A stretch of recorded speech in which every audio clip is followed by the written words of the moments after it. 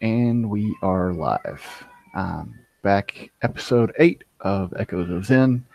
I am Jason. This is half of our party. We're just going to jump right into it tonight. Where we last left our intrepid group, they had wandered into some kind of a ruin in the slopes of the mountain in the center of the island. They had worked their way through the caverns to a half-flooded room with a giant statue in it that had collapsed. At the end of that room, they had found a small tunnel where our priest found an opening to a pretty well-preserved, weirdly intricate set of hallways and rooms. And we had left them meeting these strange sentient statues bickering amongst themselves, and at the name Avacna dropped what they were doing and turned their full attention onto the group. We're going to leave that there for now and go back 2.5 weeks to the main hall of where our heroes have shared quarters for the past few weeks and months. In the library, Galvin is poring through some of the tomes that they had found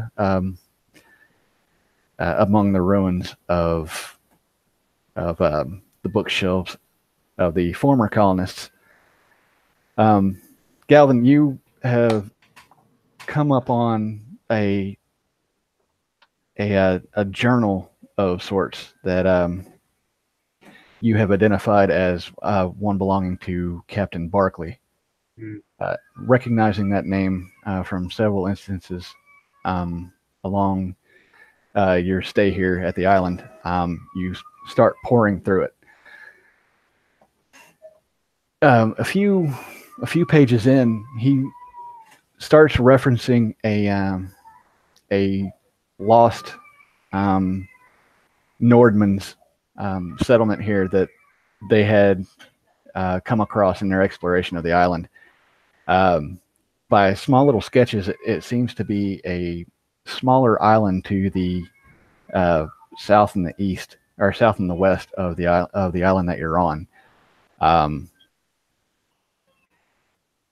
By the way it's mapped, you should be able to see it from a higher altitude. It's not close enough to see from the beach itself, so this comes as a complete surprise to you, as you've all been spending this much time exploring the island, and now it seems that there are a few more in the immediate area.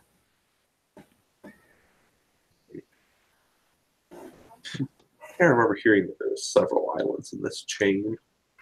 Mm-hmm. There were 5. Needs to be 5. And they all kind of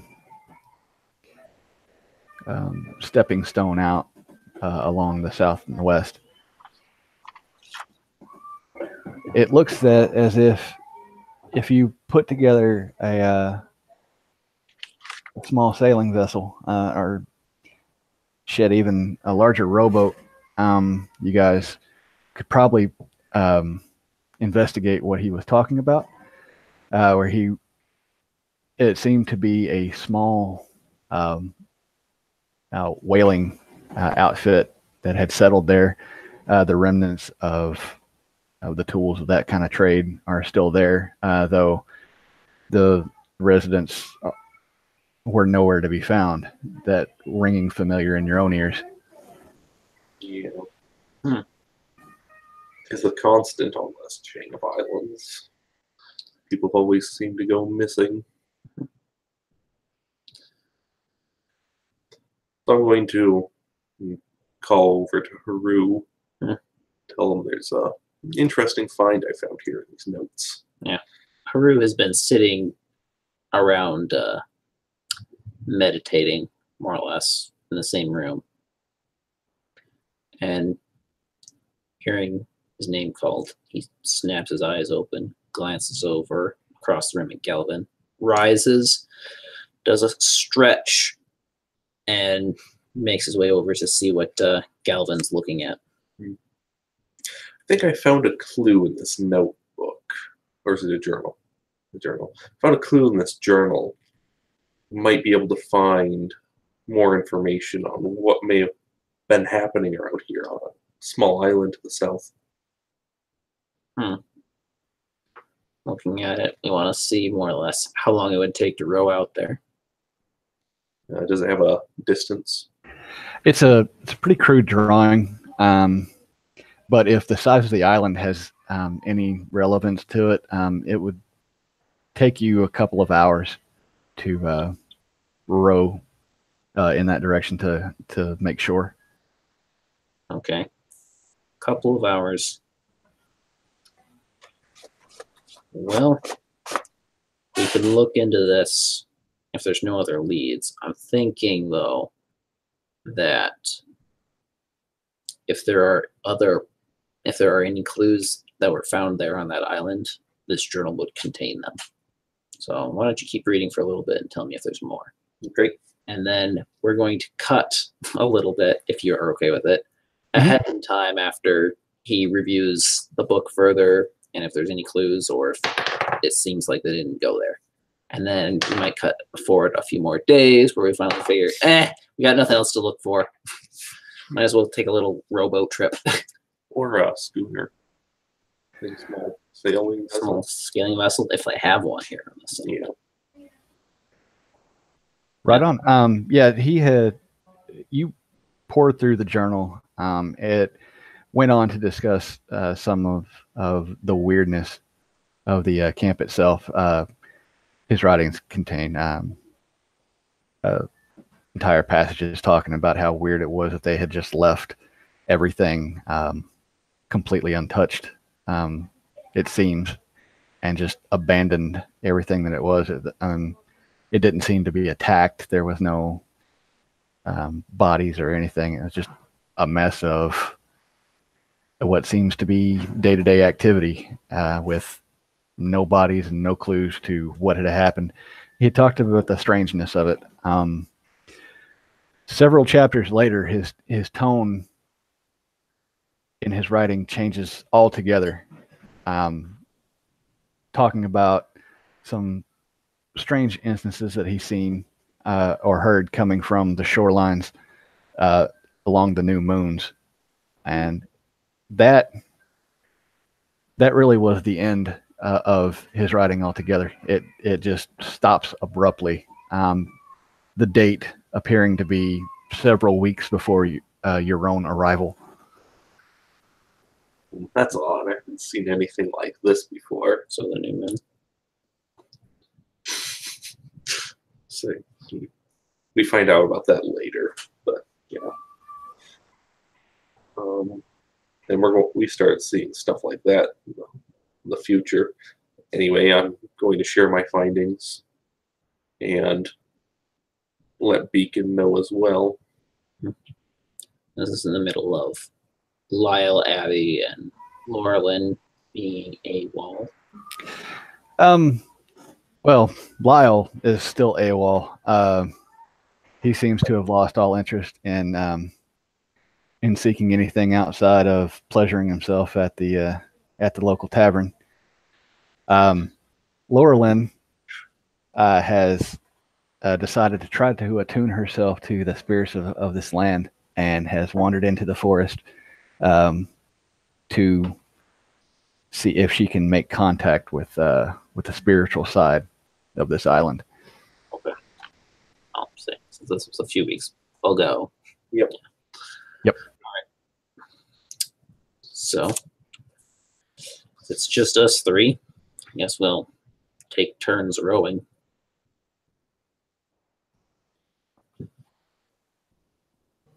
Now, will this be prior to or after the acquisition of that water breathing ring? Oh, this is after that. Okay, good. This is after your run-ins with the goblinoid mutants along the islands. Just want to make sure, since me and water don't mix very well. This is also prior to any of the strangeness of the new arrivals along the colony. Okay. Everything is at this point just getting settled in. The improvements along the palisade walls are just starting to get underway. The construction of some of the row houses are well underway at this point. The frames are up, and the workers that have arrived and supplies that followed are making this start to look into an actual colony instead of a rough camp that it had been. You remember, speaking of the squid goblins. Hold on. Get down, cat.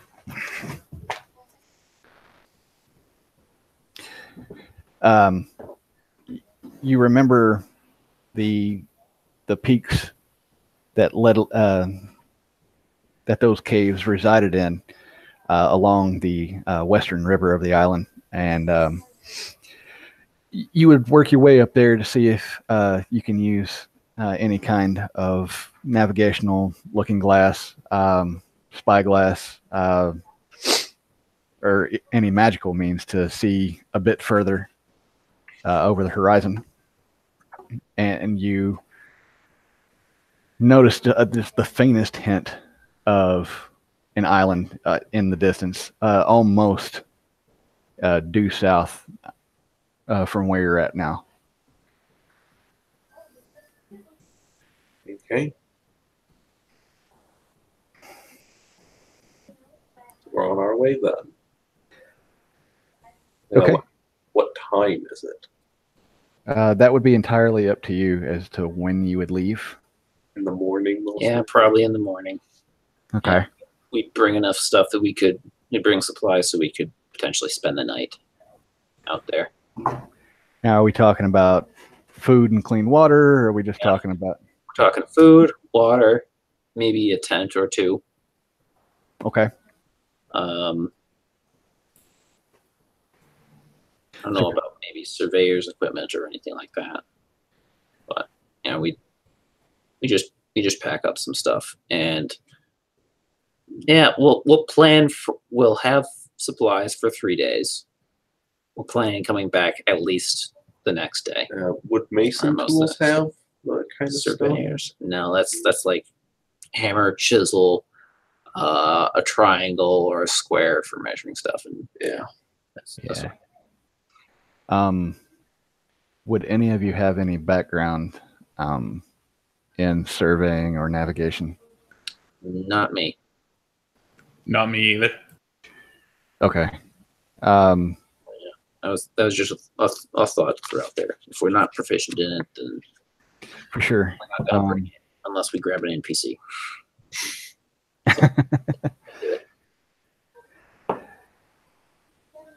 Okay. So how I'm gonna do this in the 3 rounds. Since I'm gonna use just the current of the ocean itself, your unfamiliarity with navigating in general, and the sheer distance between the islands. We're gonna do 3 rounds where we are going to do a wisdom perception check on each of you. If 2 successes, you find the island.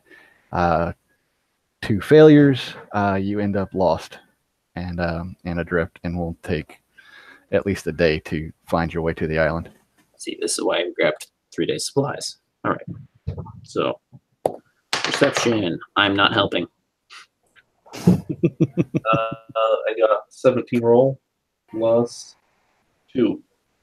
So 19 altogether. Yeah, you got a 19. we just need beacons. I got a 3. Ooh. Beacon. Just point me what in the direction to row. Save the party, Beacon. Yeah, Nick. Is right Yeah, now. Nick, you're muted right now. Is he still there? 17 is what I rolled. Okay. So we Okay. make it. So No, you do that find way. your way. Like I said, party killer or player killer. Now, the funny thing is, the things you were saying were going right along with what I was saying, even though you couldn't hear me. So I had no idea I was muted. And my secret kill the party dice didn't roll well, so you guys safely make it ashore. Mm. What you find, let me pull up what I'm talking about.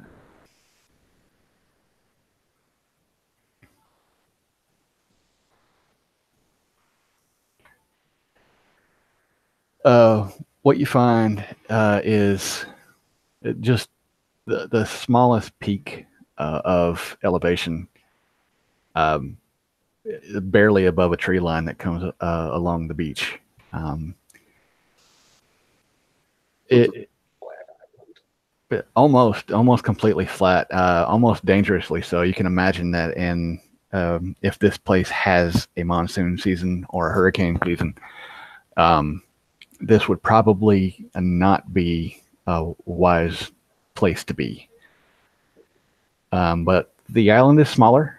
As you turn your boat into shore, you find yourself along a small peninsula of beach,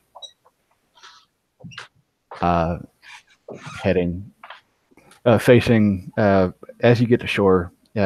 If you face towards the center of the island, it looks maybe several hundred yards, give or take, across the entirety of the island. You can see the tops of some kind of a structure just over the tree line along the beach that you're on.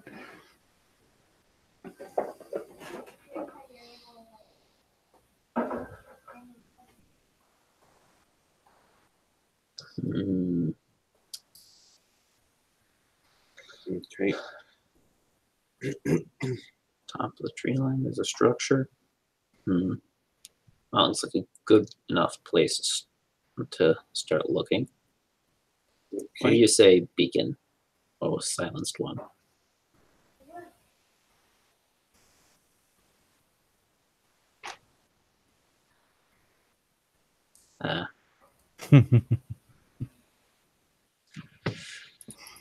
That mute button's tricky. No, he dropped a d20 apparently.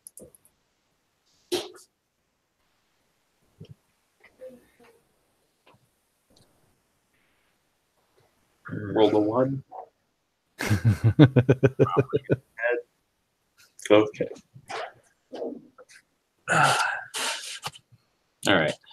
So, made to the beach, tree line. There's structures up on right above the tree line, right? Mhm. Yep, the tops of the structure. All right. We want to haul our boat up onto the shore. Okay. Probably turn around so it's ready for a fairly quick departure.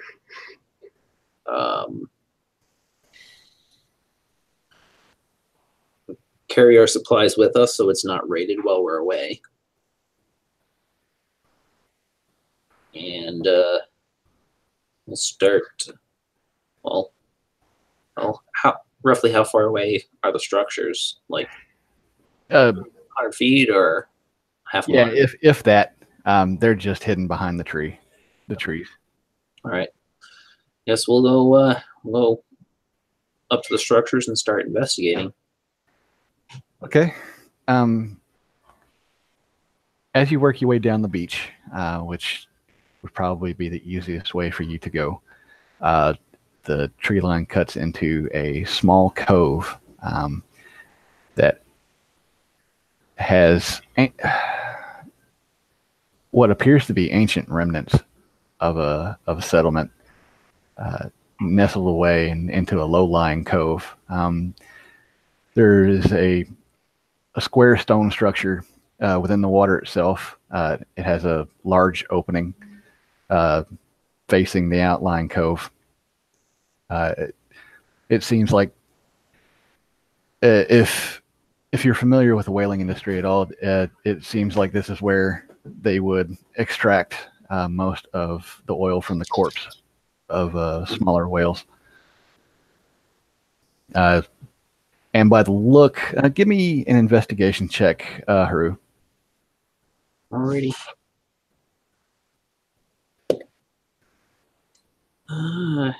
So investigation intelligence based. So that's just a flat 15 then. Flat 15. Okay. You're familiar enough with the northern peoples that you understand that not only were they extracting the oil for use, but they were carving the meats up, and it looks as if there were weapons and armor being made out of the bones. Not a particularly sophisticated group of people, it seems, though accomplished enough at sea that they could take out these mighty whales.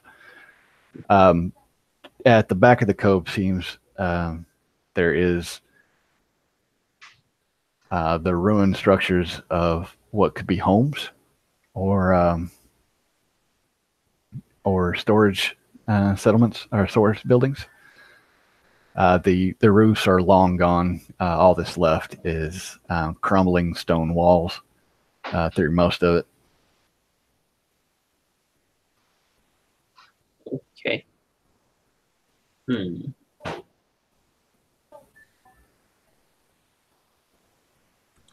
Well then.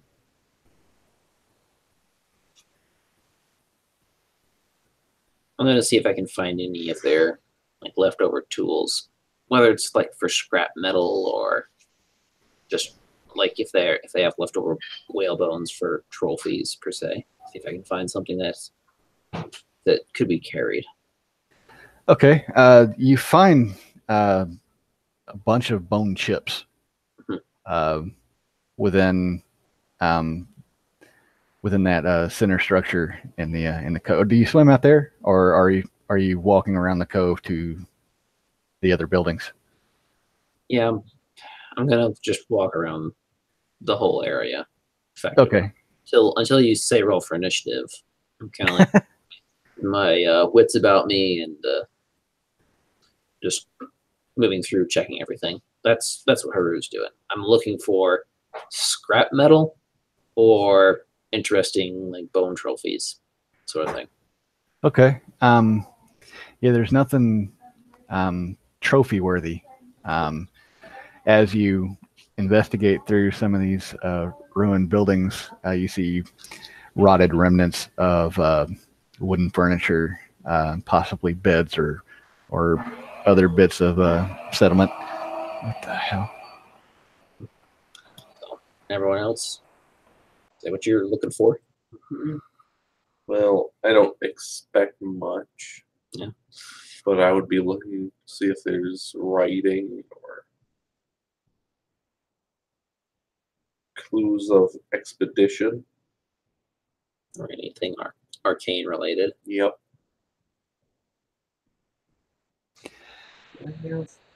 Okay, Gavin, as you're looking around the settlement on your own, you see several large stones along the outskirts on the southern side of the village itself.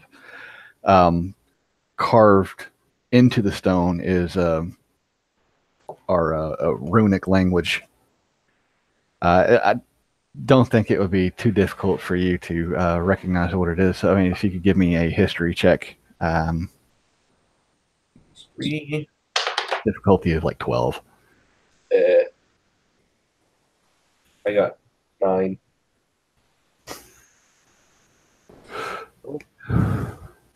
All right. Well, Fine with it. I just didn't get a good roll. That's all. you the weathering on the runes themselves make it damn near unreadable. Whatever whoever these people were here long ago. And you're wondering at this point why this would have been such an entry into the journal. A long entry. A long entry. I'm going to look for any clues that were left in the journal. So Brought along, probably, or at least a copy. a copy. Yeah, make a copy while I'm reading it. Copy of relevant passages. So we'll say you wrote some of the pages down talking about this place. Yep, because we're going here, might as well. Okay.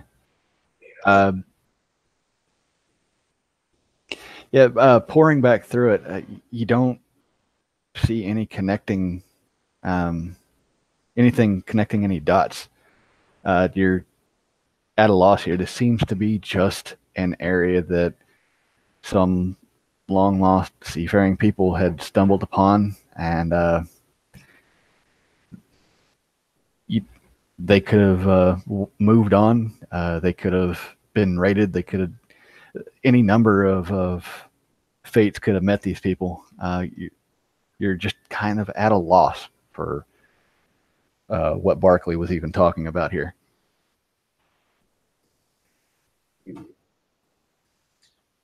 Where is Beacon? Currently, just looking around. Since I wasn't privy to the journal, I don't have as much information as they do.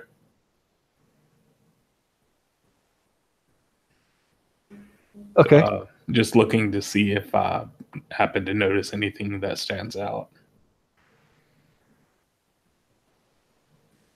Roll me a perception check.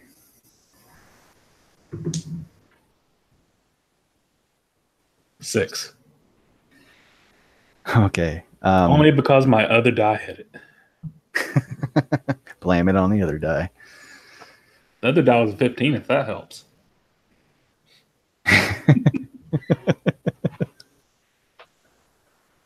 I'm sorry you don't have life points. All right, so you don't notice anything out of the ordinary either. It's a sunny, bright day. The breeze is blowing in from the east. You look around. I mean, the scene is kind of picturesque, and mildly interesting, and only in a historical sense. At a people from apparently this long ago had made it this far across the sea. That would be the only thing that really stands out to you. Mm-hmm. Apparently people had explored more of the world than had previously been thought even possible. So the three of you come back together along the edge of the cove here, taking one last look at this settlement. Where would you like to go from here? Inlet.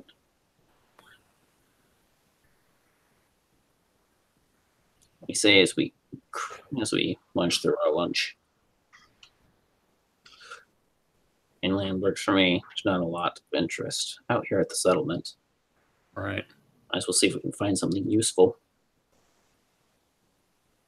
Or some clue that actually makes sense.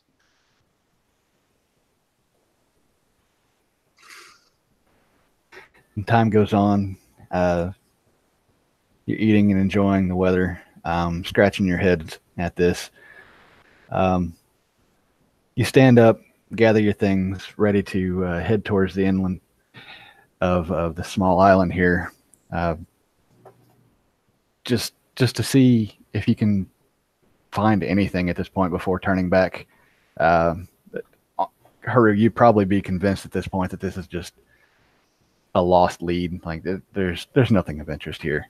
Basically, there's still a possibility that there might be something useful on the island, whether it's a mineral resource or some kind of herb or whatever. So we're just gonna look around and see if we can grab something that someone might be able to use, and then head off. That's what her is thinking, and we'll intimate as much to the two companions. Okay. It's mid-afternoon at this point as you you start your journey into the center of the island.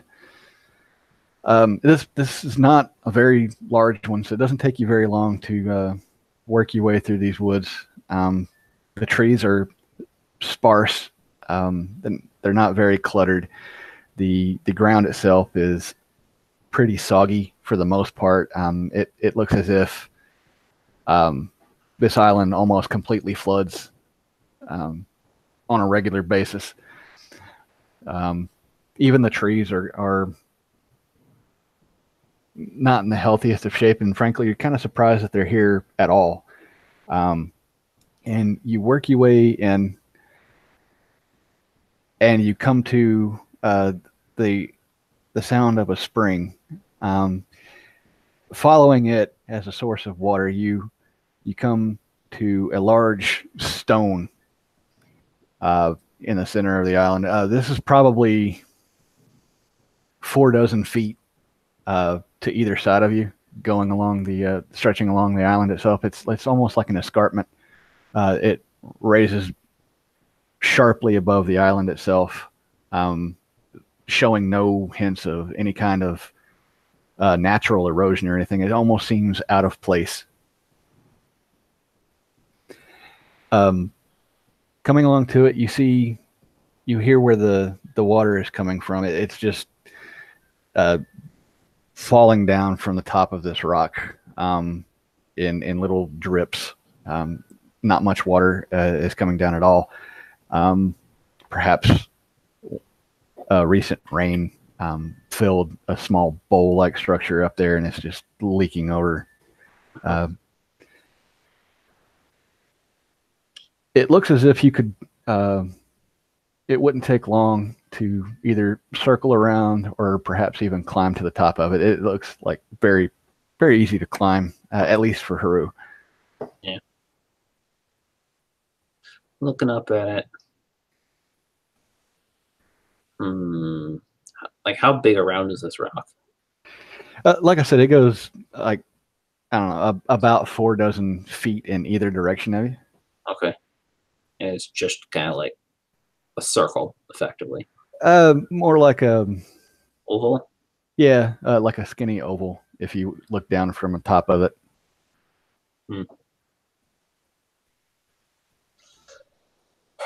Well, what do you make of it, Galvin? You're the resident rock expert. Yeah, I'll do,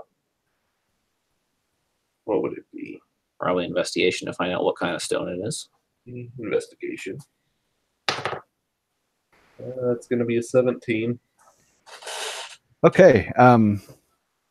You are very surprised in that you have rarely ever seen a basalt stone like this literally on the surface. The only time you've seen anything like this is from an impact zone where the ground had been impacted with such force that the bedrock itself had been pushed out and up.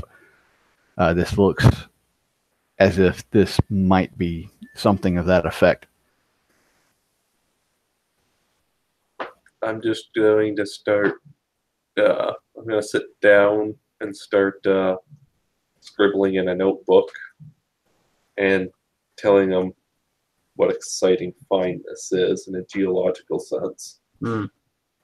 Okay, so Galvin gets very excited as he's scribbling into his notebook here. He plans on making this quite known to some of the geological colleges back home. As he's doing so, he's walking along absentmindedly along the wall of this thing, and Galvin, you would look up and see sharply imprinted into the rock itself, like a precision chisel that blows you away. You're not even sure that the most skilled stone workers of your own area could match the precision of this sliced rock. An almost star figure, where each burst from the center of the star curves sharply like a scythe blade. And on each one is a different rune that you have never seen before. How many points are on the star? I'm guessing 8? 7. 7. And you say they sweep in a direction. Is it clockwise or counterclockwise? Clockwise. Okay, so it's going like There is an 8th rune in the center, carved into a concave, almost like bulbous, going inward, indentation into the rock. It is very, very smooth along all of this symbol,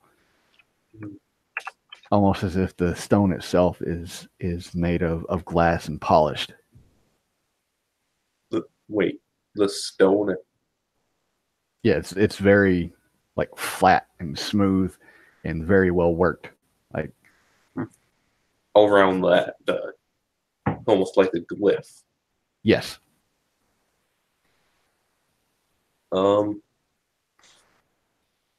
I'm going to. It's like, is it like sharp angles? Yes. So they burst out and curve sharply. I don't know. So it hasn't weathered very much either, which is No, not at all. It looks like it was carved today. Put that in my notebook. So there might be something here after all. What exactly, I'm not sure, but this is an interesting find at least. Yeah, 2 things. Haru is going to look at what's directly across from that strange marking. Is Just kind of like put his back to the stone and look out across whatever's in front of him and see if it's pointing towards anything in particular. You can almost see completely through the trees, and it just points to the beach in a westerly direction, and goes straight ahead into the ocean. That's all you see. Thinking if we have any kind of map, one of you should look at it and see if that points towards another island. Okay. In the meantime, Haru spits on his hands, rubs them together, retracts his claws because they're not going to do too much for him on stone surface, and prepares to climb the stone. Just Okay. what's on top? I cheer him on. You cheer him on. And Beacon? I prepare to mend any wounds he sustains when he falls. Not if, but when. I mean, he's totally got this. Totally. Yeah. How tall is the stone? Like 20 feet? Closer to 50, isn't it? No. It's not even that tall. If it's a dozen feet up, it doesn't go very high at all. As you climb to the top of it, it's pretty rounded at this point. It's like I said, it is an oval, almost covering the length of the island itself before it falls. It slopes off gently in either direction into the water. As you look to the north side of it, you catch sight of your rowboat being dragged into the water by several forms.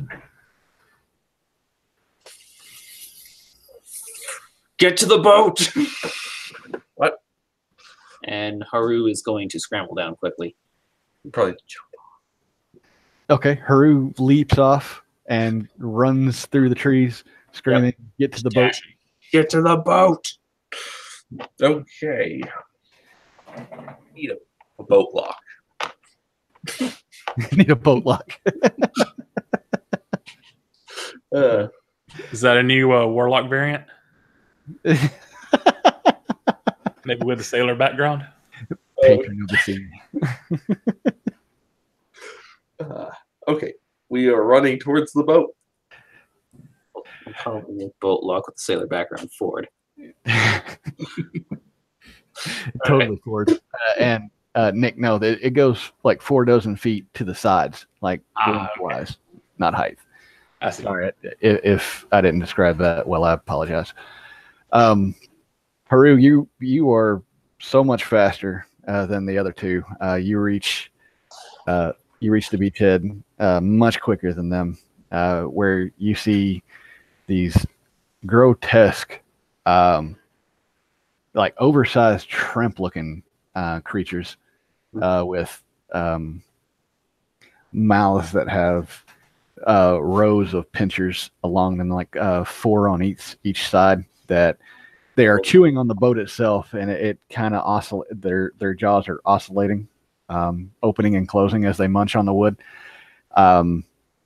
Their arms come out into oversized, deadly-looking lobster pincers as they are trying to destroy the boat in search of some of the bags that you have left in there, perhaps smelling some food or whatnot. No, I brought my share of the food with me. Yeah, I did as well. Okay. I have stealth sniper, so my range is doubled. Okay. As I get in range with firebolt, which is Which, going to be like, 240. 240 feet for him. Yep. I'm going to start one. Okay.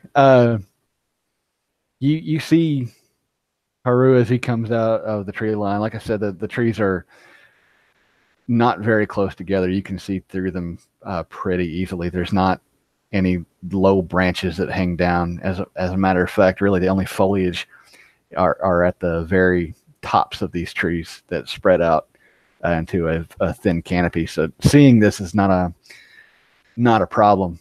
You cast Firebolt. As soon as I can, yes. Okay. Roll me that. It's a firebolt, it's not a fireball, right? Oh no. Yeah, it is firebolt, but I miss horribly. Now that's going to be 8. You never know. Some things have an armor class of like 7.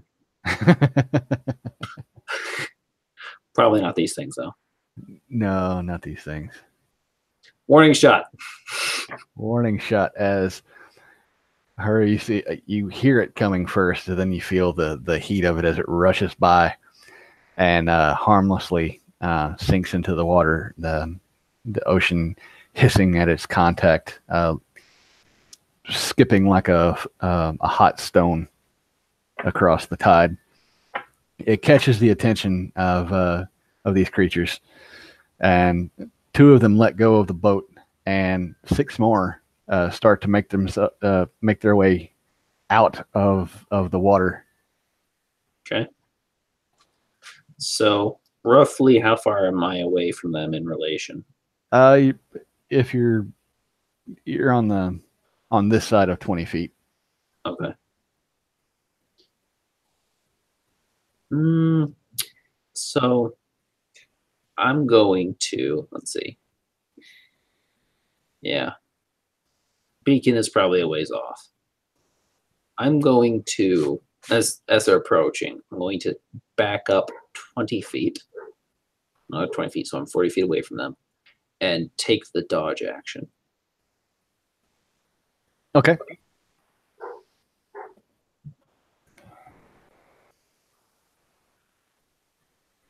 Yeah. I'm basically just going to do my best to catch up to Haru. I'm going to get within 60 feet of him as soon as possible. So, well, if that's as soon as possible is if you're dashing. If you shot a firebolt from 120 feet away, then at 30 feet move speed, you have to travel 2, 3, 4, like something 4 rounds. Top of my head.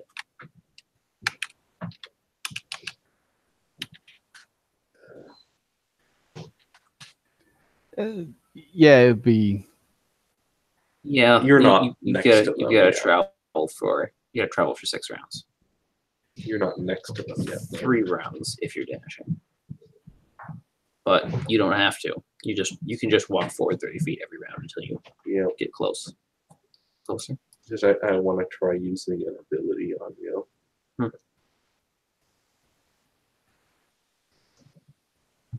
Yeah.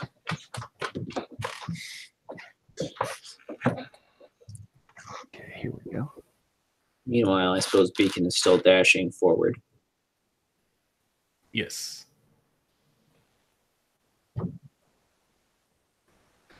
Okay. And Beacon, you're running along with Galvin. Yeah. Okay, Haru. As they're running through the woods, trying to close the distance between themselves and you, the half dozen or so of these horrifying monstrosities worm their way out of the boat. The backs of their body are not carried along by any kind of leg. It's like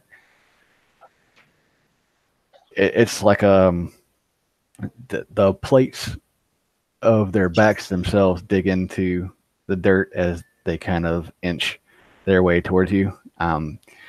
Their tails end in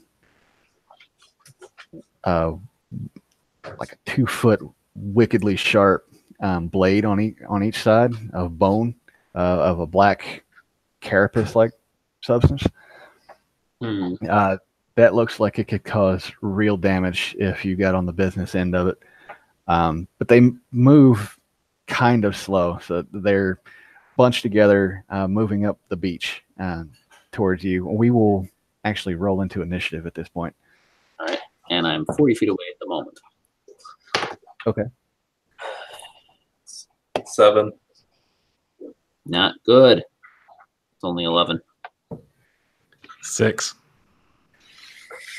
We're not Killing it. My dice hate me. They rolled really well, so I'm going to break, just for ease of action, I'm going to break each group up into 2s, just for initiative order. Yeah. But all 6 are going to move and take action before any of you. You're kind of dumbfounded at what these even could be. You've never seen anything this hideous anywhere. And they close the distance before you realize what's going on. 3 of them reach in with their claws snapping. That's the first one misses. Okay, one hits. One reaches in and snaps into your leg. Let's see. You have an Real armor quick. class of 16. I did have dodge action active, Okay. if you're counting that. Yes, I will. Okay. So that one will even miss, I think, isn't it? All right.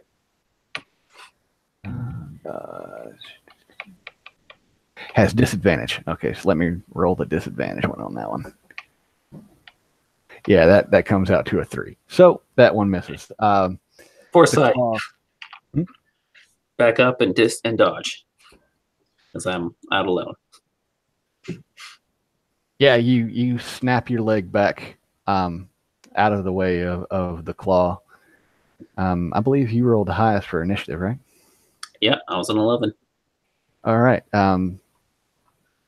We will go with your turn now. You are facing 6 of these things that have half moon surrounded you. along the beach. Half moon surrounding me. Well, then, what I would like to do.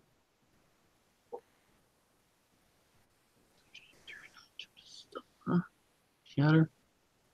Yeah, so what I would like to do is spend one of my key points, one of my 3 key points, on the Step of the Wind, so I can disengage as a bonus action. I'm going to move 40 feet away from them. We'll say off to the side. So they are, let's see, I'm here. They are half moon surrounding me. Mm-hmm. I'm going to disengage and move off to the side so I can line up at least 3 of them, maybe 4 if you're feeling generous, Okay. and use a lightning breath. The dice says you can line up 4 of them. Okay.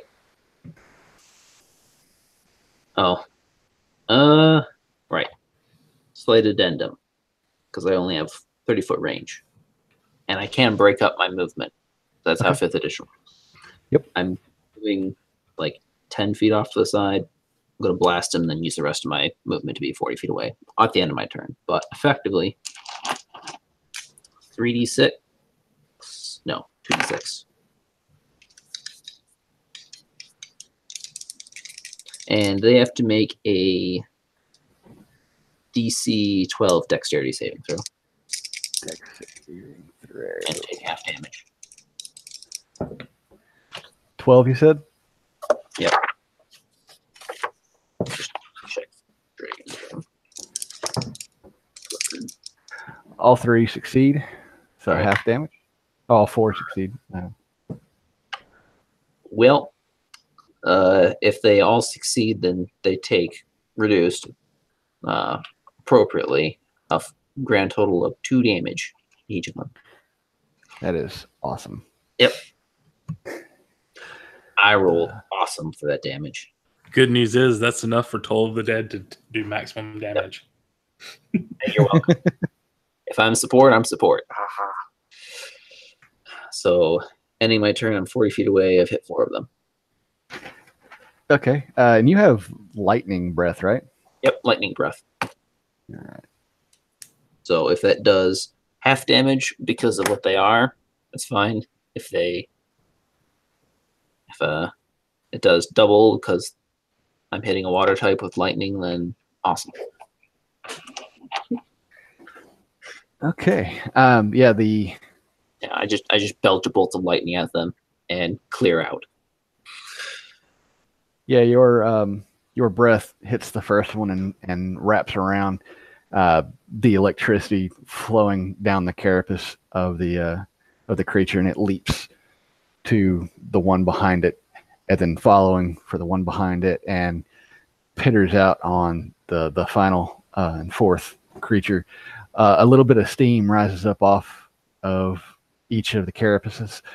They start to change color from a dark greenish brown to a pinkish color, but it doesn't seem to do much of anything but piss them off. Okay. Oh boy.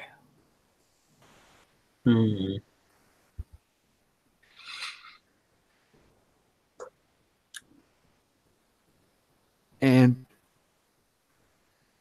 I believe it brings us to Galvin. Yep.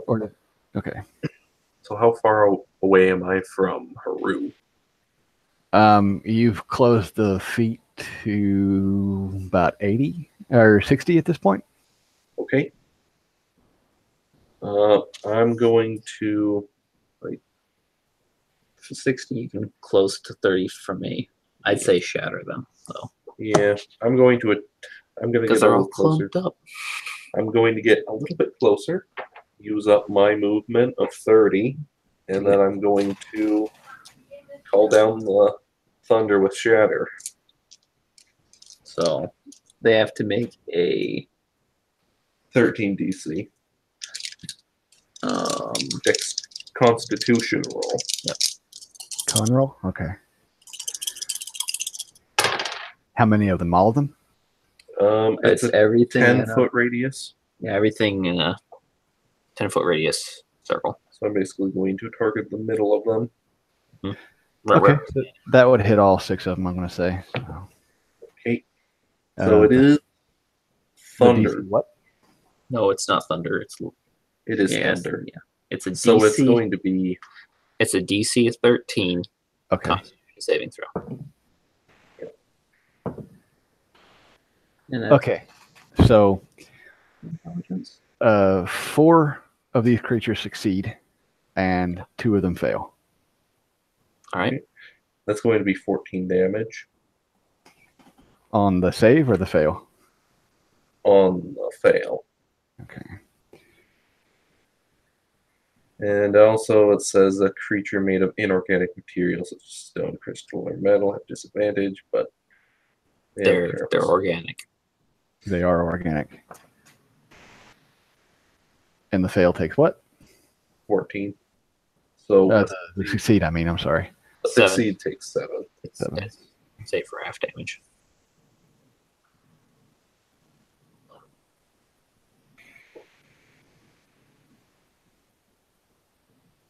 Yep. All right. And this is a thunder wave, right? That hits That's and a shatter. That's a shatter. There's no knockback. It's a sound wave. oh, okay. It's not Not lightning, it's thunder. it's not lightning and it's not thunder wave. It's just Okay. shatter. Okay. So this force of thunder hits them. It causes over half of them to kind of curl up on the beach and let out this extremely high pitched shrill shriek. Haru, I'm going to have you roll a Constitution save yourself. Because they're screaming in agony. Yes, Like a lobster that's being boiled alive. rock lobster. Okay, so that's going to be a 19 on my end. Okay, it's painful to your ears, but Cover up. you succeeded. Your holes. Your ear Cover hole. up my weird ear flaps. Ear flaps. If you've seen the artwork for what a blue dragon looks like, it's Hmm. reminiscent of Haru's. They've got weird like finned ears. Yeah, absolutely. So yeah, you managed to close your ear flaps in time, and you don't take any damage from that. Though it is really painful to even have to hear.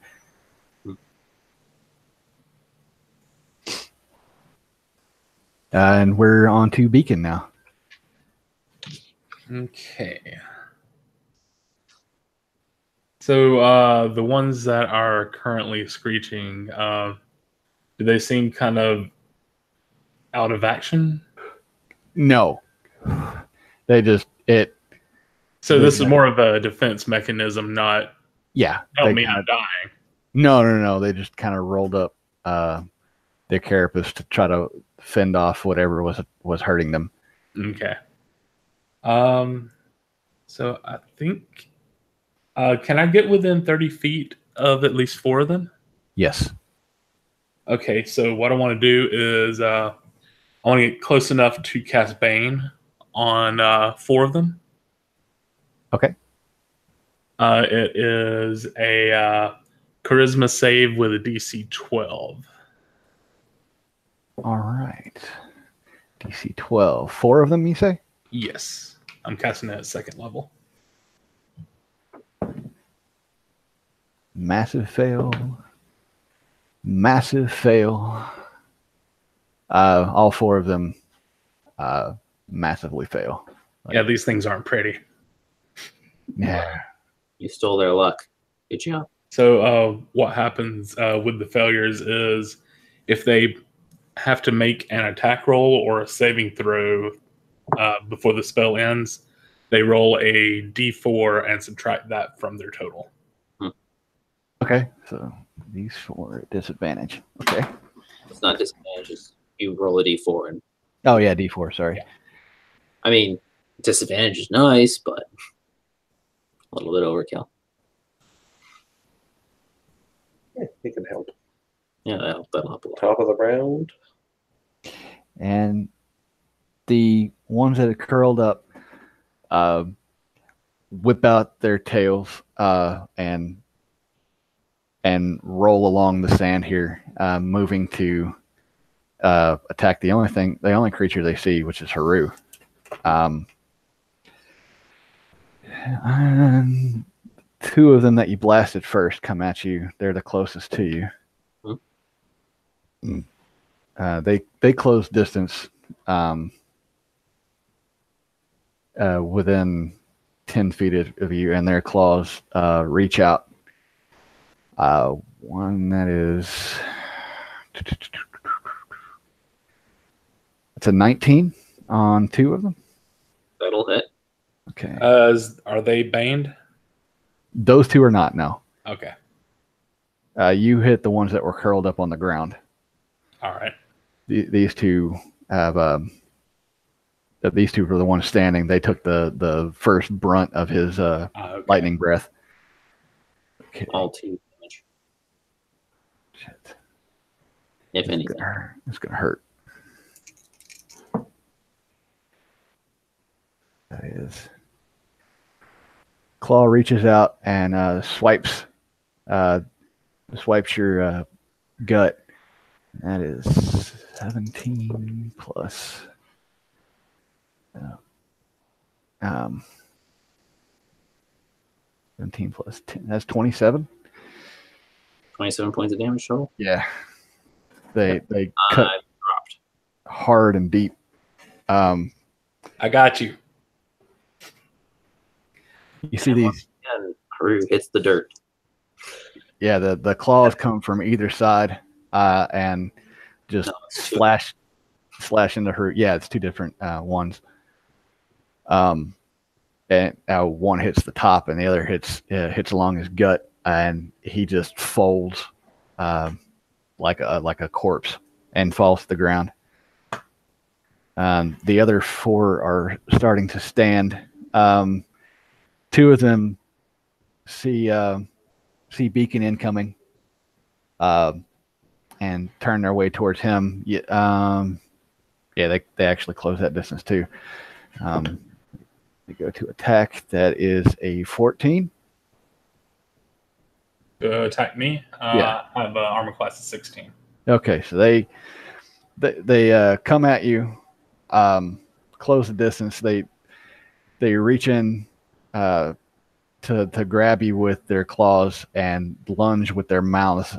You feel each of the mouth pincers like chink into your armor in rapid succession. It's almost like raindrops on a tin roof. It just, but does no damage to you as the others are closing in behind. They don't get into any kind of range to make an attack on you. Galvin, we're going to go with you. Okay. I see Haru drop.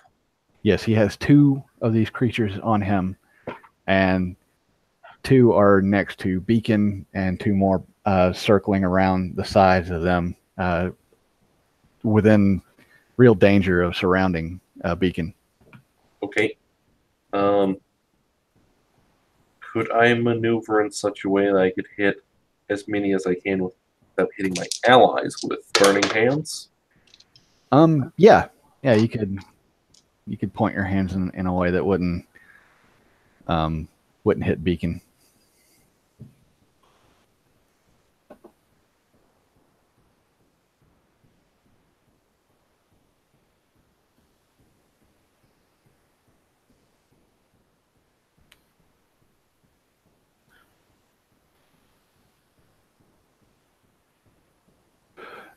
So each of these, both of them by Haru, right? Or the ones at Beacon?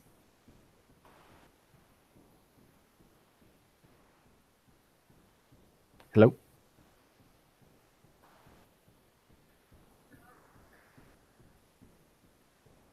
Maybe it's being debated. Did they lose connection? Are they muted? No, his picture seems frozen. Oh yeah.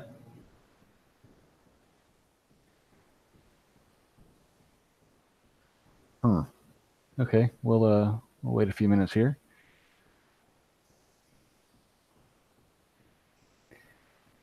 They may have gotten disconnected. Did he cast a freeze time spell? This is how the DM really wins.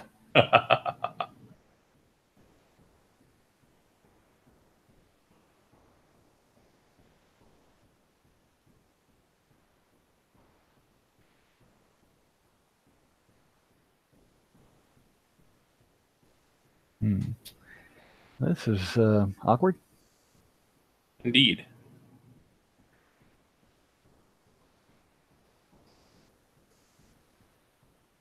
I'll reach out to him on Hangouts and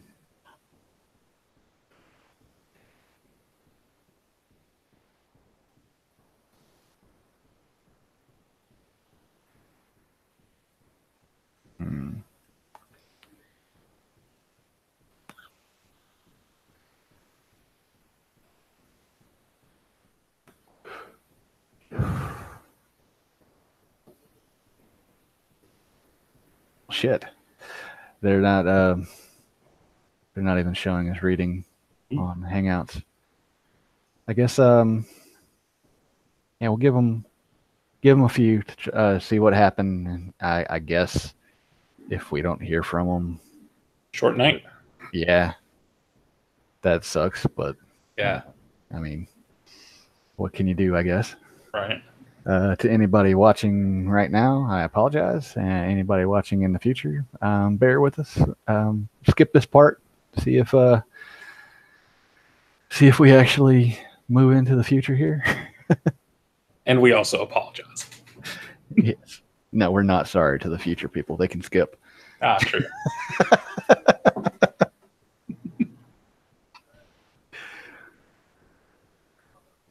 They have the technology that we do not. They do. I can't. I unfortunately don't have that kind of arcane power yet. Yeah, these things hit really, really hard. I've been scouring some of the homebrew stuff on Beyond lately. A whole slew of things, monsters, backgrounds. I've just been looking at what people are actually putting into it, and I found some really, really cool stuff. Nice. Yeah. I don't know if you saw it, but I was commenting that these things are going to be really hard to hit because they're all prone. Yeah. Yes. Okay. Can you hear me? Yes. I'm Hey, calling there up you my are. phone. 1 second. I want to turn off the video for a little bit so I'm not using too much bandwidth. So you can hear me just fine? Yeah, I can hear you. Yeah. Okay. So, yes, what I was about to do was Burning Hands. And I was going to use level 2 variant. How many am I going to be able to hit? That's what I was asking. Which ones are you aiming at? Are you aiming at the 2 that are at Haru, or are you aiming at the 4 that are near Beacon? I want to hit as many as possible, so the ones that are Beacon. trying to surround Beacon. Okay. You should be able to hit 3 of them with no real danger to Beacon. Okay, I'm going to do that. Okay. If Beacon would like to roll a dex save, I'm going to DM Juju that he might be able to duck out the way and you can still hit the 4th. Although if you fail, you get hit too. On the bright side, I've got fire resistance. That is handy. Well, yeah, So what it's a very good thing too. That was a dex save, right? Yes, dex save. okay. So that's a DC 3 to succeed, right? I got I don't know. 4. My might get hit a little bit. Let's see. That's going to be. Let's see, they have to make a dexterity save of 13. That's going to be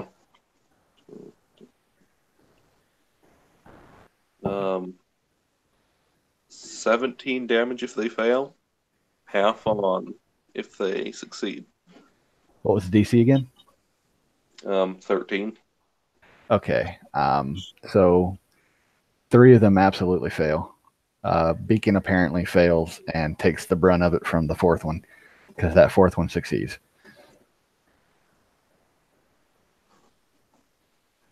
Okay. 17 on 3 of them. So that was 17 damage dealt? Oh, hold on. These are You have the resistance. 4 that Beacon hit with Bane. So that one may also fail. It does fail. 17 damage all around. Please tell me you have more than 17 health. Oh, yeah. Okay. And that would be, let's see, does damage round up or down? Rounds down. Mentioned. Yeah, Rounds round down. Yeah. Okay, so that would be 8 points of damage to me. Okay. So we got our internet back, so I'm going to hang up as soon as he gets that back. Okay. I'm glad that worked out. Yeah. Oh, okay. Yeah, that's why you have to. Yes. Come on.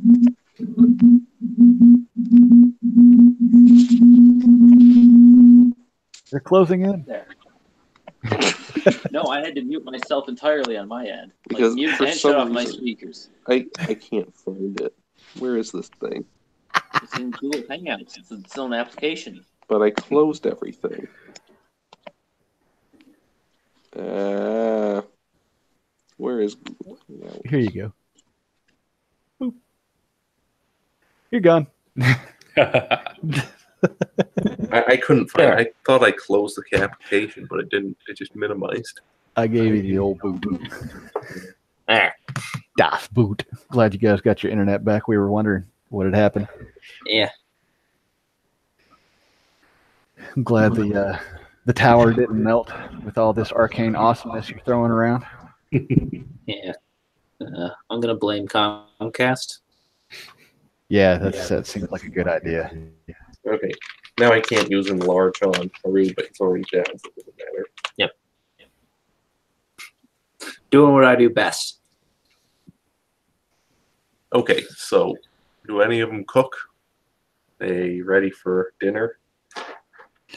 2 of them are blasted, and the entire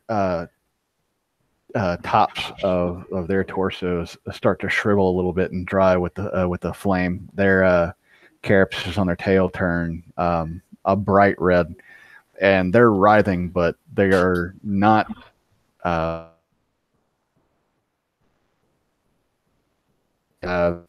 Fared a little better. They were at full health, but they took a pretty good hit themselves, and they're also turning a good shade of a deep pink.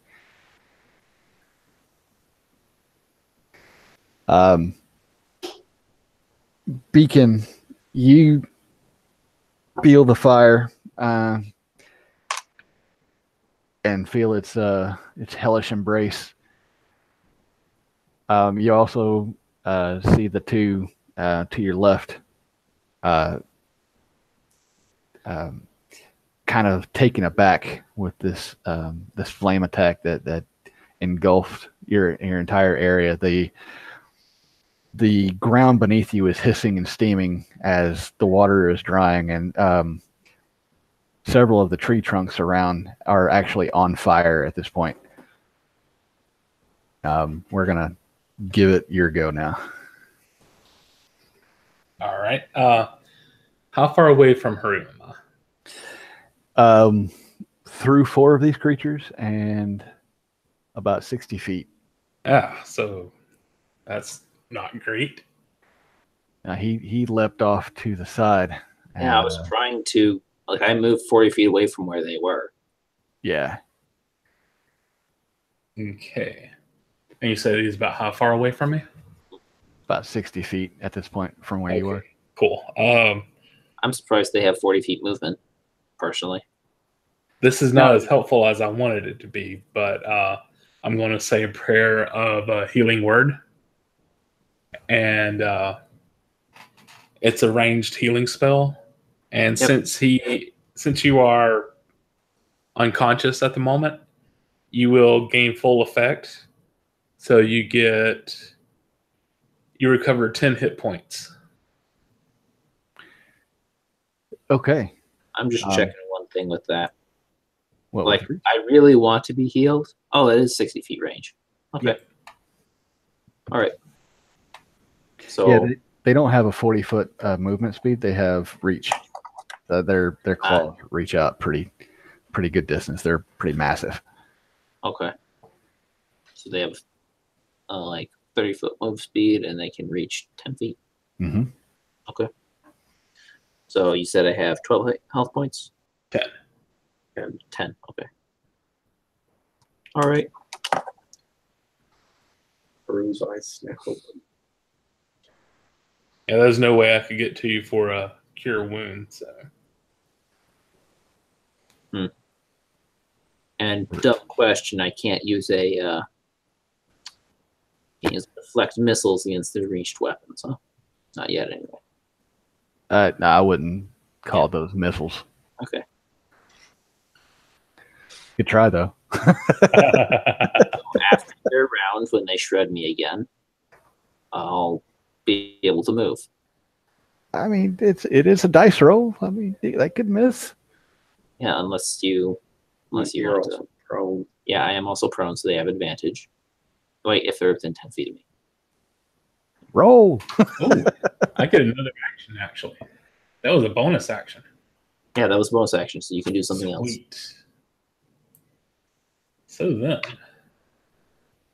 I am going to try to locate the one that looks the weakest within 60 feet of me. Okay. And try to kill it with dubstep. So it has a DC 12 wisdom saving throw for Toll of the Dead. Stupid. What was that? I said it's a good thing these guys are stupid. All right. Wisdom save, yeah, -4. So yeah, absolute fail. How much? 1. Oh, these dice. Burn them. Fun stuff. I'm going to replace them for the cheap ones. Hey, nothing wrong with that.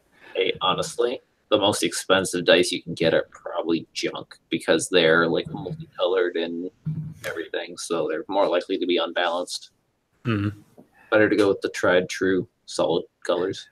Well, I mean, from what I've seen, the most expensive dice come from that artisan dice guy, and I would not be surprised if a lot of that is unbalanced. Yeah, unbalanced, and if they're handmade, then they're more likely to have uneven edges on them. Uh-huh. So they're likely to roll more often over certain facets than others, and more likely to stick on certain facets. So you're going to get crappy rolls. Yeah, I say his are more for collecting dice than actual use.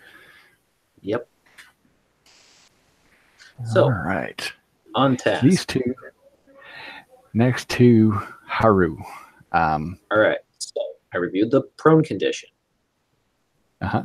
If they are within 5 feet of me, their attacks have advantage. If they are greater than 5 feet of me, they have disadvantage on their attacks while I'm prone. Right. So if they're far enough to close the distance, then they can probably finish me off really easily. If they're too dumb and they keep reaching from their current position, then I'm harder to hit for whatever reason. Well, they close the distance and try to bite you, thinking that their claws have done their work. They're going to try to eat you at this point. That is not going to hit there. And that is a crit fail on that second one. So I like snap off something.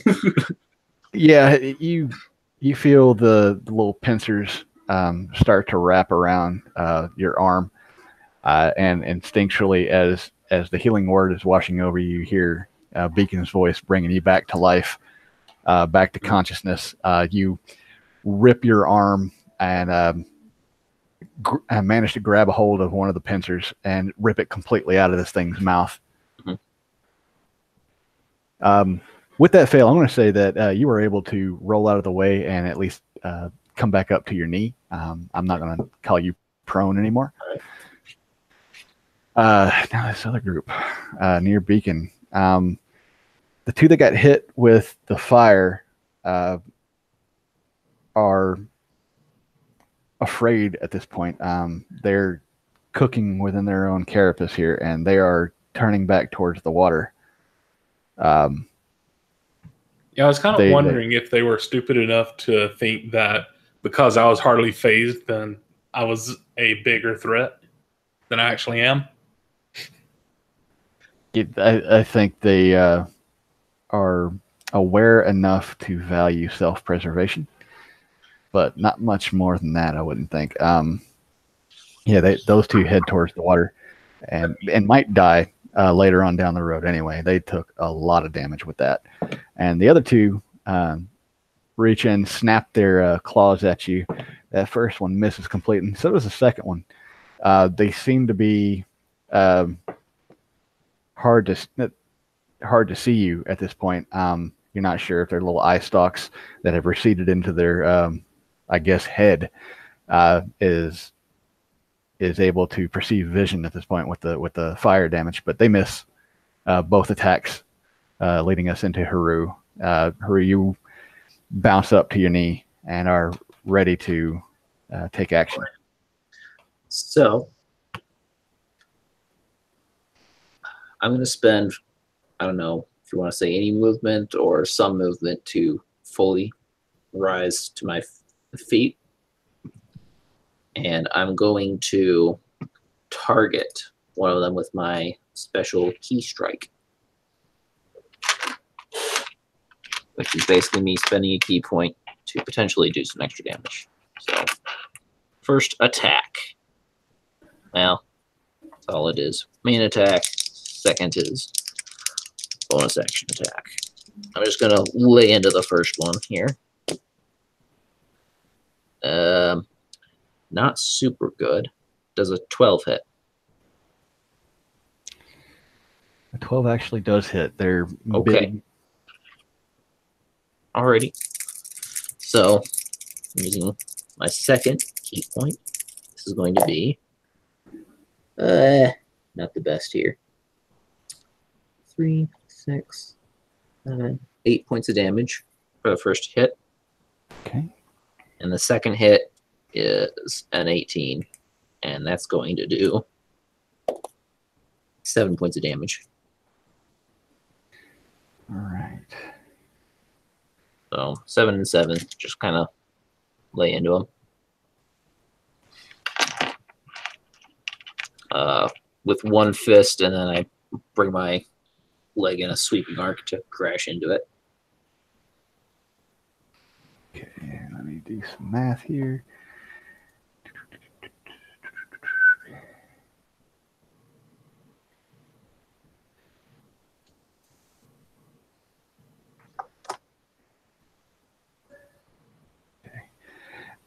Yeah, you managed to crack the carapace below the heads of these things. They crack open and almost burst outward, and this green goop starts to fall out. they both snap their pincers at you, flailing wildly, and start to recede back a little bit, superbly hurt. If they are leaving my range of attack, I get an attack of opportunity on them, though. Okay. They both do. Okay. So I was trying to aim for one of them. Okay. So all that damage was supposed to be piled on one guy. So okay. I thought you hit the both of them. So that was like 14 on one, effectively. Oh, okay. Well, in that case, yeah. I apologize for that. I misunderstood. Yeah, your fist not only cracks the carapace of this one, your fist on the second hit goes into it, and you feel a warm goop up to your elbow as this thing spazzes and rises and stops moving and falls over. The other one, not taking that damage, has not moved, so the opportunity attack doesn't take place on that. All right. Fair enough. I just wanted to take one down. No, you absolutely did. All right, so that's my turn then. I'm not gonna spend a key point on a. I'm not gonna spend my last key point yet. So carry on. It's gonna be me then. Mm-hmm. Okay. I'm going to the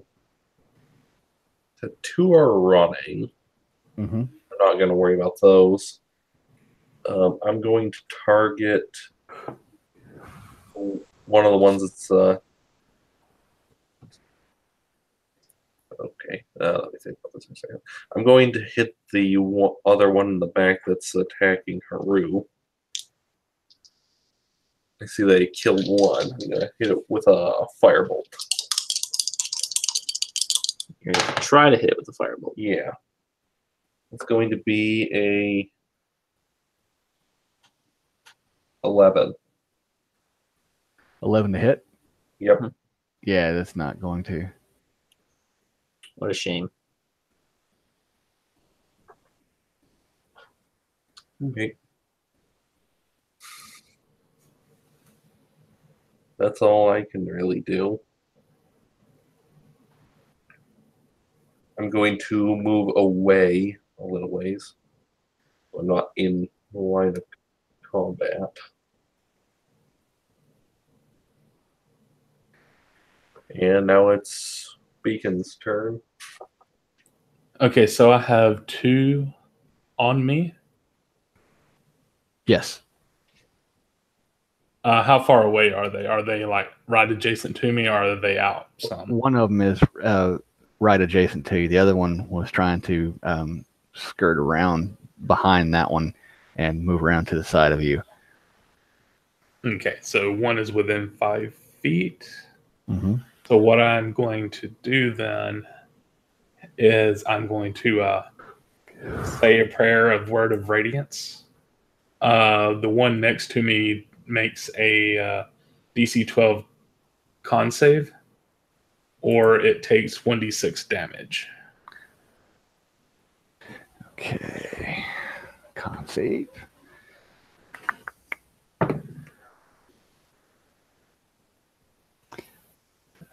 So that is a 13.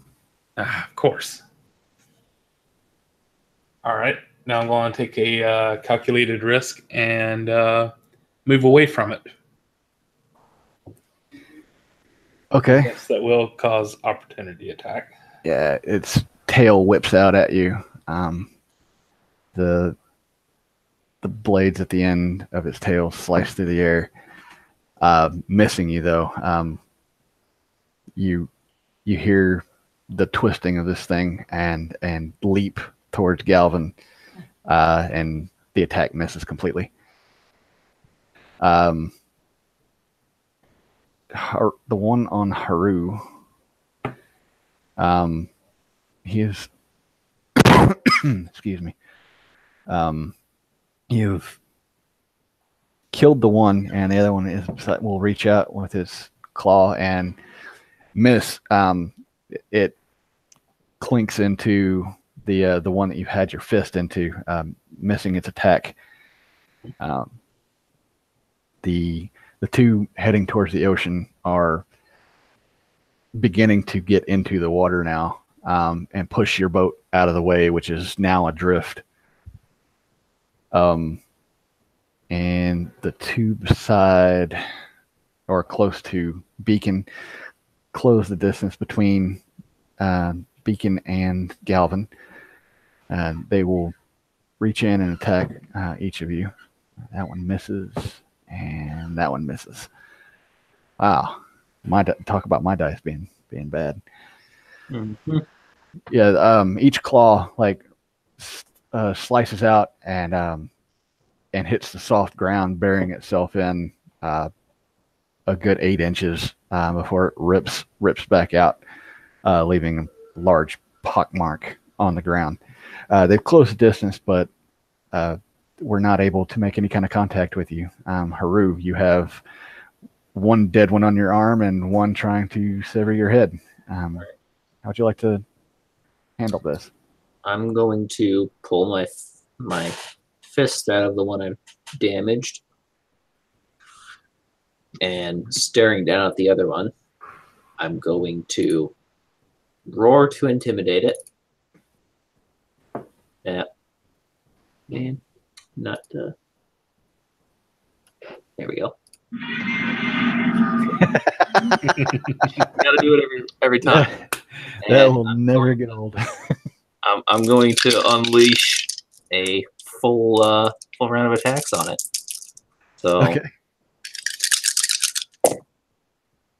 okay, so that's going to be a 17 and a 21 to hit, and just the worst damage ever. I rolled 2 1s, so that's just going to be 8 damage total on it. Yeah, in your quickness, you pop out with 2 quick hits that make good connection, but the carapace is hard and strong, and you didn't hit with the force on this one that you did with the previous one. All right. And knowing that I'm in pretty dire straits, I'm going to spend my last key point of the day and take the dodge action, so that this thing has disadvantage on attacks against me. Disadvantage on attacks against you? Yep. All right, cool.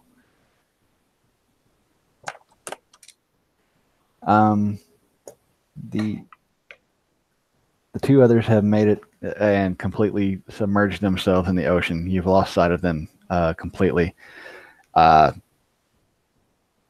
We're moving on to Galvin now. These 2 that were near Beacon have followed him as he leapt out of the way, and one is on you and one is on Beacon himself. So how would you like to handle this? They're right next to each other? Yeah, they're right next to each other. Okay. I am going to... I could do that. I mean, unless you hit both of them. You might not be worth it, but you could do it. If you're not going to hit Beacon, yeah. Well, how far away are both of them from me? They're both within 10 feet. Okay. They're not right on top of you. And how far away is Beacon? Beacon had jumped to your right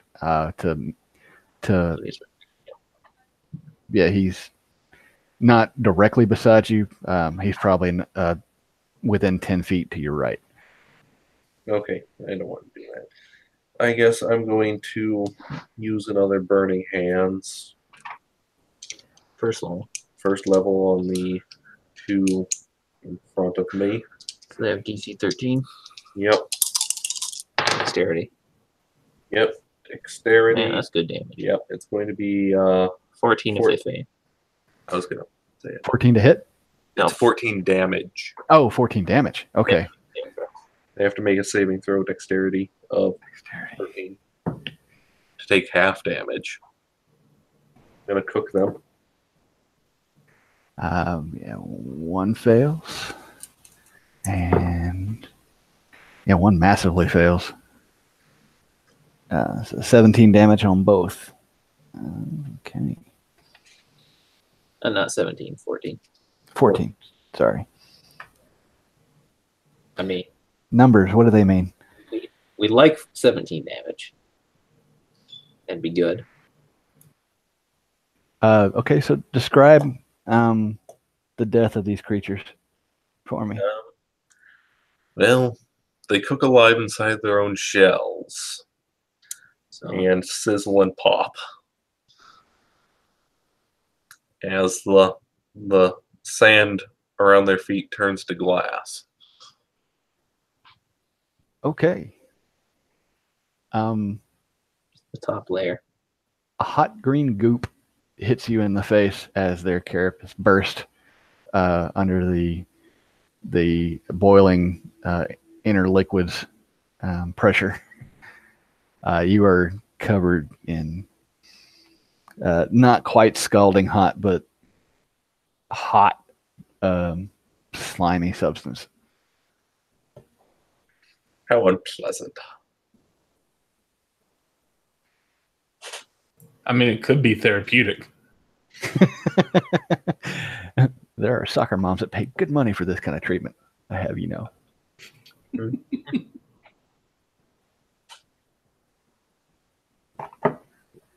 Man, that could have been taken any number of ways. I apologize. That's why I kept my mouth shut. Glad to see I'm not the only dirty one here. Mhm. All right, I guess that leaves Beacon. All right, so the only one that is still alive is the one attacking Haru, right? Yes. All right, so I am going to attempt the necrotic dubstep again on that one. So DC 12 wisdom saving throw. And do I still roll the D4? No, it was only once. Only once. Okay. Well, I don't think Bane afflicted this one. Yeah, you're right. It didn't. And Dex save, that is No wisdom save. wisdom save. Oh, that's even worse. Yeah, it fails. Let's see if it does more than 1 damage. Hey, there we go. 6 damage. 6 damage. All right. How you would see the vibrations going around the carapace as this creature is rocked with Beacon's magics. It vibrates and curls up onto the ground.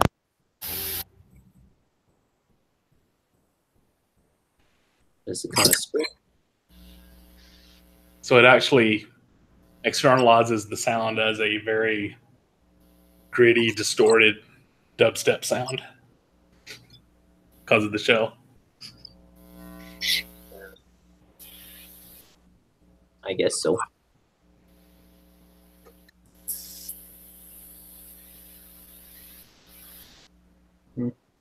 Yeah, was that enough to actually kill it? I think he's got a mic issue. Oh.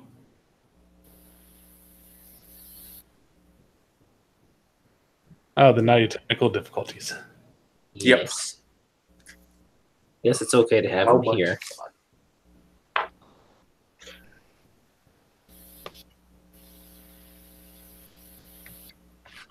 It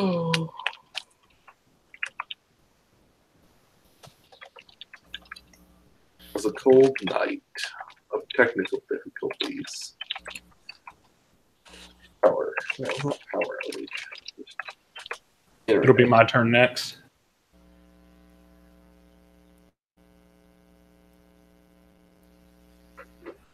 Mm-hmm.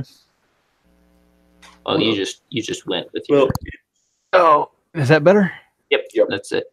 There you are. apparently when I jerked my foot from dropping the D20 on my toe, I pulled my head.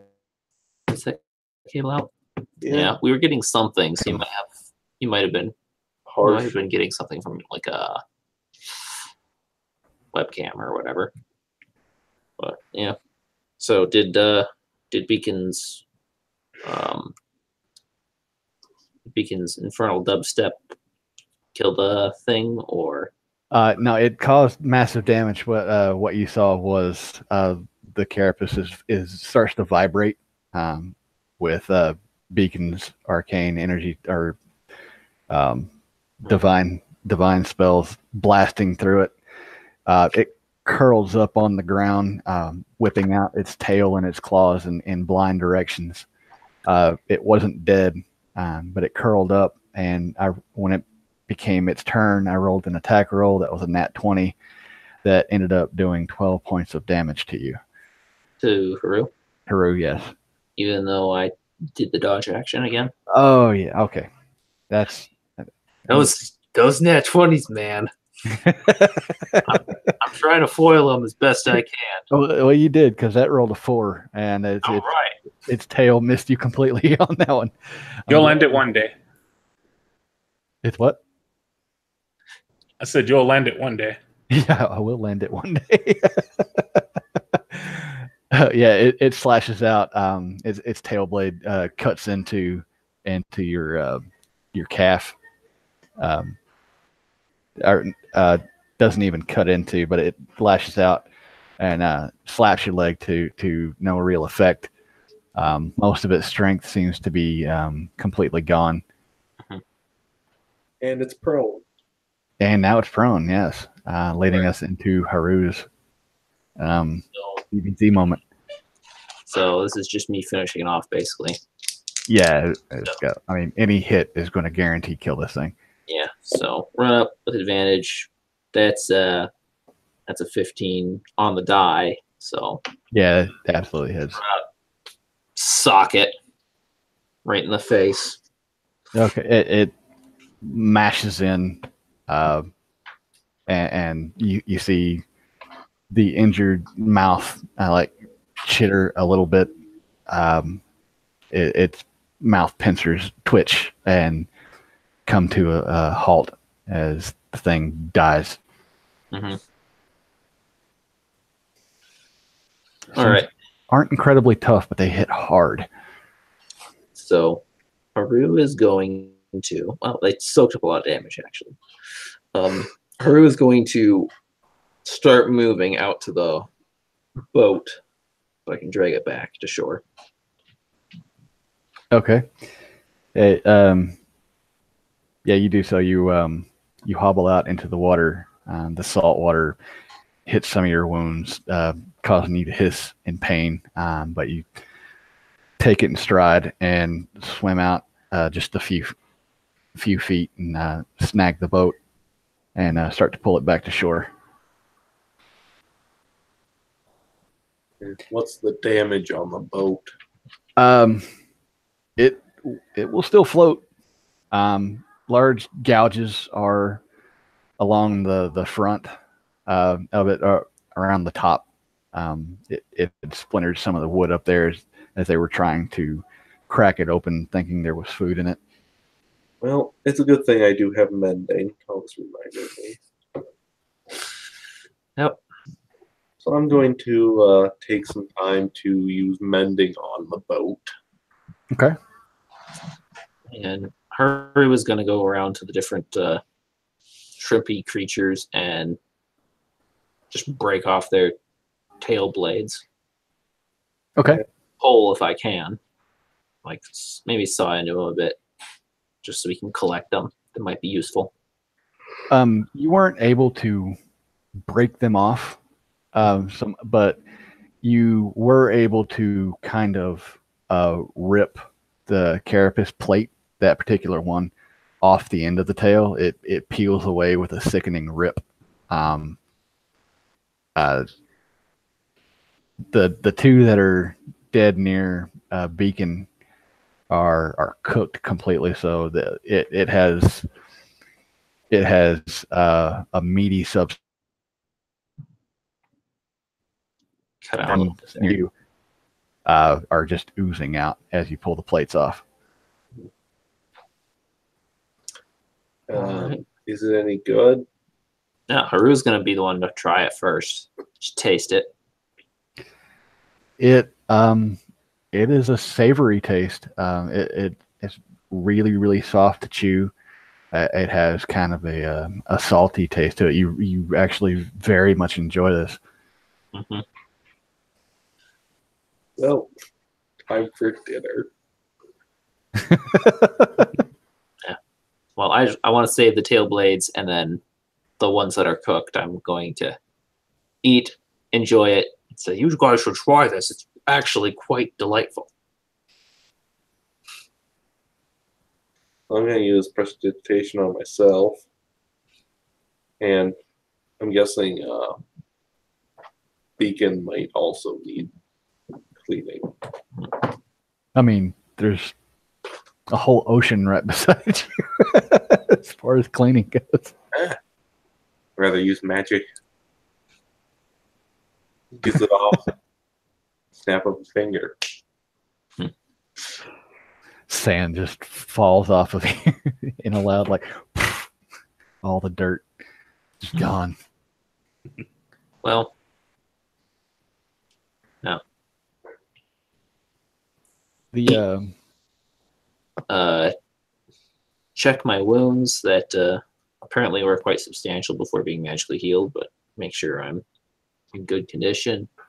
And then after taking a nice long rest to feel better, I'm going to go wash off in the ocean water, I guess. And then sunbathe a bit. okay. But thinking back to the brief moment I spent up on the rock, did I see anything up at the top or no? And did I see like anything on the surface of the top of the surface of that rock? No, there was like a pool of water that had, but as you suspected, it just worked its way along the irregularities of the rock and was just dripping off the side, hitting a smaller pool of water on the ground. Scanning the horizon, you see the shadow of the island you're familiar with. You see the center mountain rising in the distance, a dark bluish gray on the horizon. You look around further, and if you squinted hard enough, you could swear that you saw something else to the south and the west. Another island. Basically opposite direction, or Yeah, opposite direction. well, I don't feel like going island hopping. Not yet. Were there any notes on this center stone, or is this just new fun? No, it just no. Barclay didn't write anything about that symbol, or if he did, it certainly wasn't in that book. Okay. So after we rest a little bit, short rest, Yeah, short rest. You get a I'm gonna walk back over to that stone and I'm going to do an arcane check on it if you let me. I'm gonna Yeah, drag okay. a boat. After our rest, I drag a boat further up on the beach, and I guess I'll follow them to the stone. Okay. Are any of you going to use hit die on the short rest? Yeah, I'm gonna spend 2 of my hit dice. Okay. So that'll take me up to 23 health. Okay. Good. 3 shy. So yep, I'm going to do an arcane. You said I could, right? Yes. Okay. I'll do an arcane check on it. Don't fail me now. Nope. Okay, that's going to be 13. You you see some of the angles on it. And you spend a bit of time studying, and it seems on the edge of familiarity. You come to the conclusion that this might be some kind of a baser form of later arcane magic languages. You can't place it, you can't date it. You're certain within the proper amount of time and study, you could figure it out, but you don't recognize it wholly right now. You're fascinated with the find though. The possibilities of what this could lead to just pique your mind into what you could discover with it, what power it might bring you. Great. Well, he's muttering all this to himself about the nature. I say, well, if it's interesting, just put a sheet of paper up there and take a rubbing of it. Yeah. I made us. It's large. I mean, we're talking. You would need a piece of paper the size of like a big poster.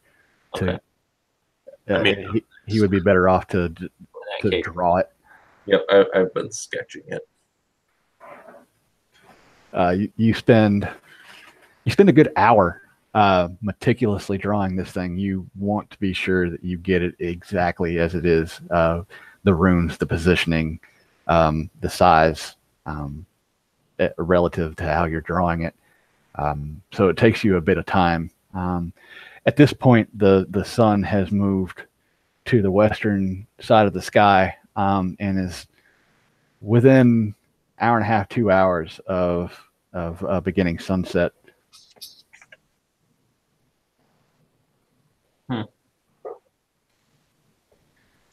Well, camp on the beach. I think that we should.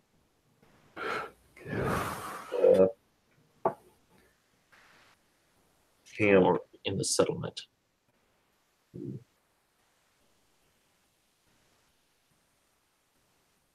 settlement is in like a cove, right? Yes. We'd probably bring the boat over to there. Mm-hmm. Up into the cove. The cove itself, on the edges of it, were rocky. The water could rush through it, but it wasn't going over the rocks. So it was like a row of rocky teeth along the edge of this cove.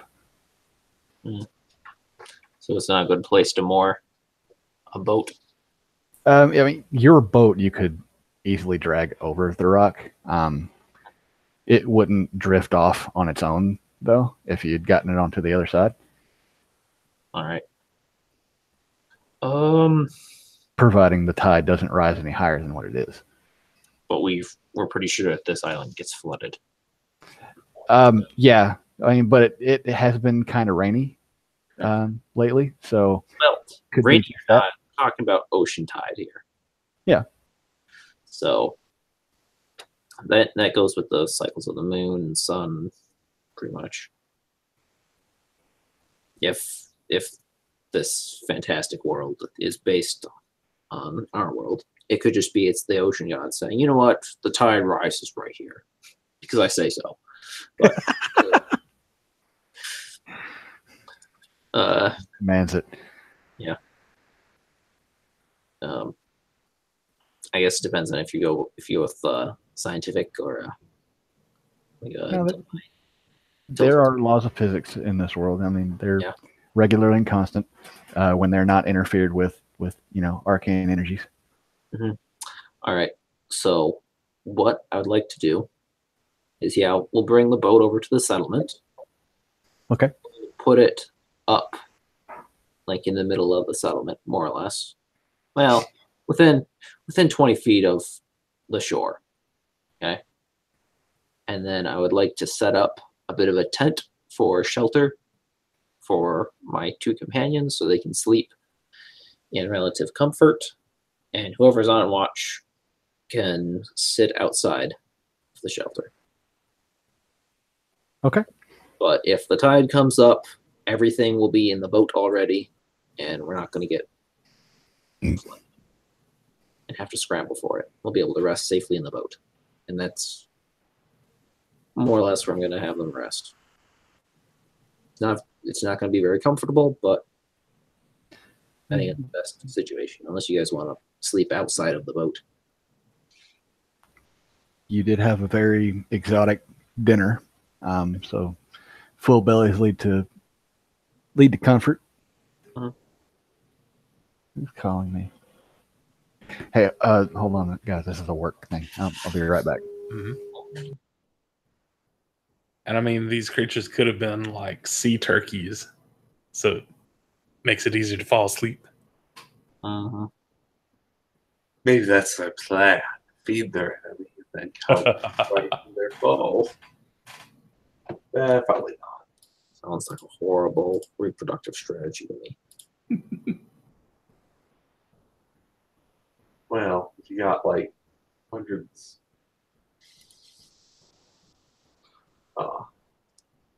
They were huge. Man, It's an awful waste of their time growing to that you can size. still hear us, right? Yeah. Okay. It's just odd because I can't contact you two. Can't connect. Nope. I can't connect to any of these sites. So, like, a portion of the internet's down. Maybe it wasn't just us then. Eh, No, I got YouTube. okay, it's just my computer. Maybe. Fortunately, my Comcast is stable at the moment.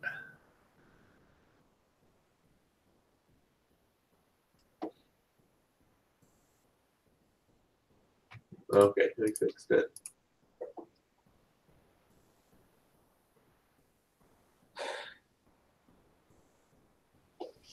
Okay. So, guess on the topic of tabletop RPGs and stuff, I think the closest thing we played was like 3rd edition, like way back in the day. Mm-hmm.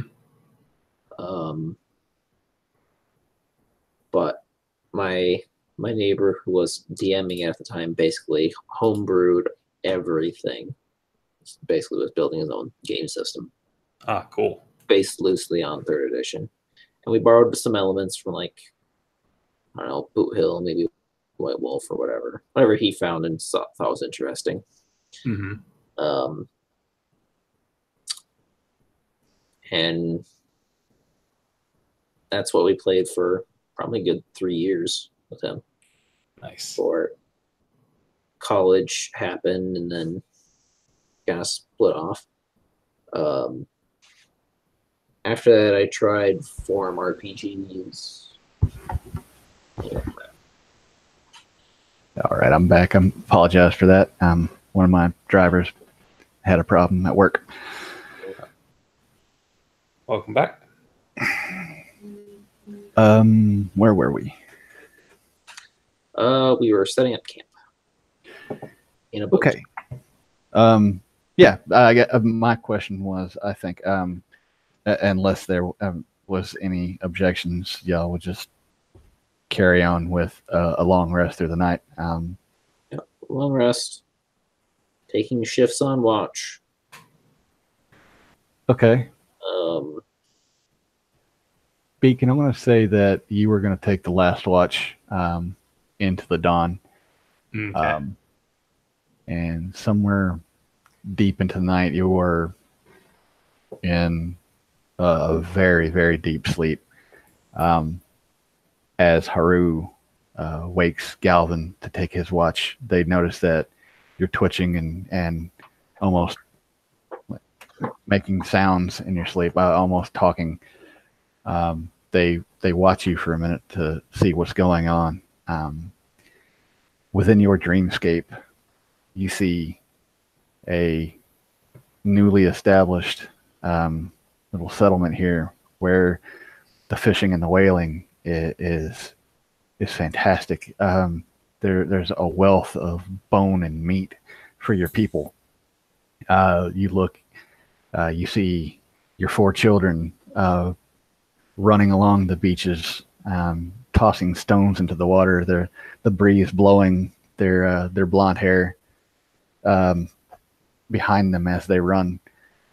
You settle in for a warmly cooked fish dinner with your family, and you are happy as you see the settlement content and buckling down for the night.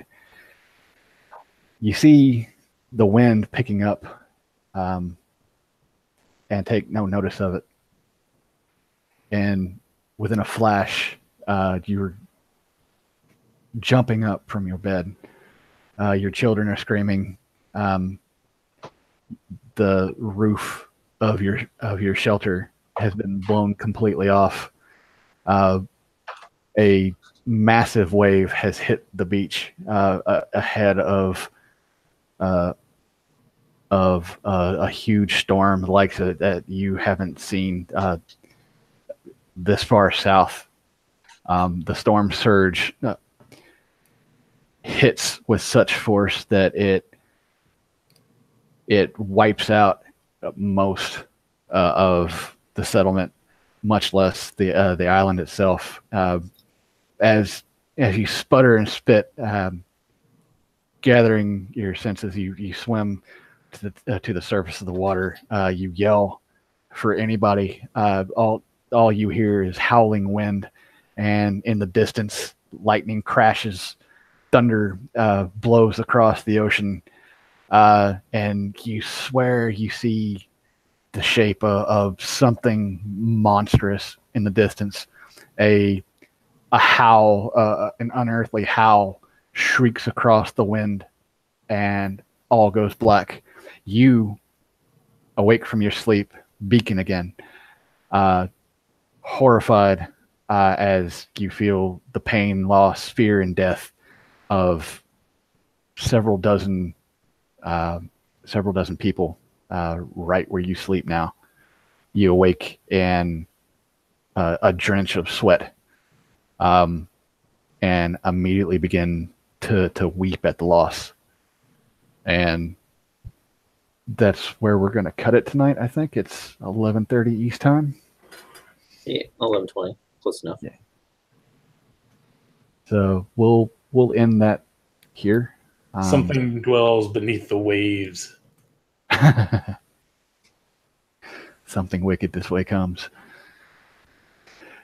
So, yeah, we'll cut it there, and hopefully we'll be back to full party strength with the next go around, and we'll pick up back in the chamber where we last left you.